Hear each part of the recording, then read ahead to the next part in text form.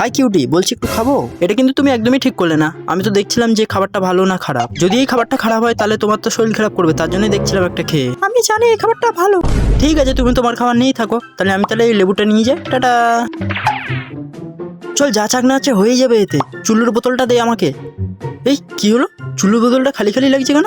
আরে এটা ফুটো তো। আরে চম্পা, কি ভেবেছিলি তুই তুই চুল্লু খাবি আর আমি কিছু বলবো না? ফটিক পালা।